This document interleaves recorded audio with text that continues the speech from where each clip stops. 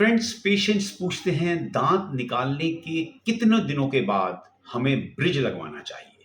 Friends, सबसे important ये है कि दांत निकालने की जरूरत क्यों पड़ी। फ्रैक्चर हो गया होगा या कैविटी से बढ़ गया होगा, रूट कैनाल फेल हो गई होगी। डिपेंड ये करता है कि दांत कितनी मुश्किल से निकला। आसानी से निकला तो थोड़े जल्दी हील हो जाएगा, टिश्यू जल्दी रिपेयर हो जाएगा। अगर वो सर्जिकल एक्सट्रैक्शन है और मुश्किल से निकला है तो उसमें डेफिनेटली समय ज़्यादा लगेगा। क्योंकि अगर सर्जिकली है, इसको हम कहते हैं बोन काट कर दांत को निकालना। बोन कटिंग हुई है तो डेफिनेटली बोन को हील होने में बहुत समय लगेगा। और डिपेंड ये करता है कि स्टिचेस लगाए गए हैं या नहीं, क्योंकि स्टिचेस लगाने से डेफिनेटली बहुत जल्दी हील हो जाएगा। और सर्जरी करते हुए समय कितना लगा, जितना ज़्यादा समय लगा होगा उतना ही वो डिफिकल्ट होगा। या कई बार रूट्स होती हैं, रूट्स को निकालने में क्रायर से बहुत मुश्किल होती है। पेशेंट को दर्द तो नहीं होता बट समय लगा है, डेफिनेटली टिश्यू रप्चर हुआ है, बोन कटिंग हुई है तो रिपेयर में भी ज़्यादा समय लगे। इन्फेक्शन कितना था इस पर भी बहुत डिपेंड करता है, क्योंकि एक ग्रेनुलोमा होता है जो रूट्स के नीचे बन जाता है। अगर दांत निकाला, वो इन्फेक्शन समय लगा निकलने में, ठीक होने में, तो डेफिनेटली उसके बाद ही ब्रिज लगना चाहिए।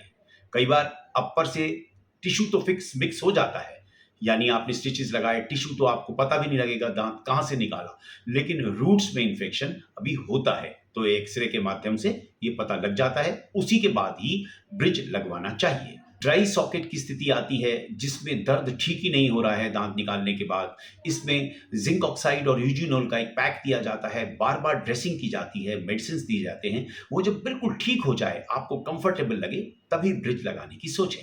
अब बात करते हैं समय की कि कितने समय में। पेशेंट टू पेशेंट डिपेंड करता है। जैसा मैंने आपको बताया, किसी किसी को डायबिटीज़ होती है, वो बहुत टाइम लग जाता है। एक सिंपल एक्सट्रैक्शन में 4 टू 6 वीक्स में आपका टिश्यू, जो गम्स या कहीं जिंजाइवा, बिल्कुल रिपेयर हो जाता है। उसके बाद आप आराम से दांत लगवा सकते हैं। हाँ, अगर सर्जिकली रिमूव हुआ है और बहुत टफ हुआ है तो मैक्सिमम 3 मंथ्स लगते हैं। 3 मंथ्स तक सब कुछ सामान्य हो जाता है, उसके बाद आप कैप लगवा सकते हैं। एक इशू रहता है पेन ना हो। पेन अगर है, मान लीजिए इन्फेक्शन भी ठीक हो गया, हीलिंग भी ठीक हो गई, टिश्यू भी रिपेयर हो गया, लेकिन थोड़ा-थोड़ा पेन रहता है। जब पेन बिल्कुल खत्म हो जाए, क्योंकि उसके ऊपर हमने अभी प्रेशर डालना है ब्रिजिंग का, तो इसलिए ऐसा ना हो कि ब्रिजिंग लगाने के बाद पेन दोबारा स्टार्ट हो जाए। सबसे इम्पोर्टेंट बात कि ब्रिज लगाने की जल्दी ना करें।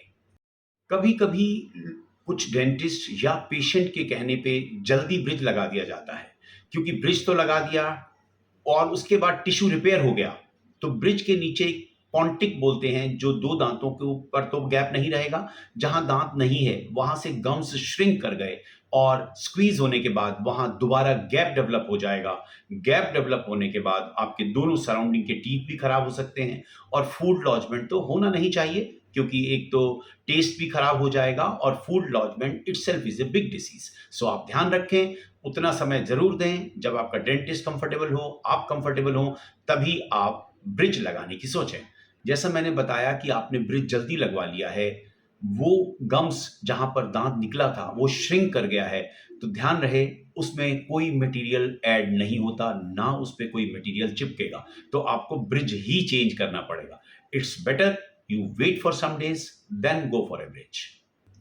मैं doctor Praveen Bhatia, director Bhatia Dentopulse Janakpuri, हर बार आपसे ज़रूर बोलता हूं, जिन्होंने अभी तक मेरा चैनल भाटिया डेंटोपल्स को सब्सक्राइब नहीं किया, प्लीज़ सब्सक्राइब करें और हाँ, शेयर ज़रूर करें। महत्वपूर्ण जानकारी आप सबको फ़ायदा दे सकती है। Thanks for watching, keep on watching. आप अपने दांतों का ध्यान रखें, दांत डेफिनेटली आपका ध्यान रखेंगे।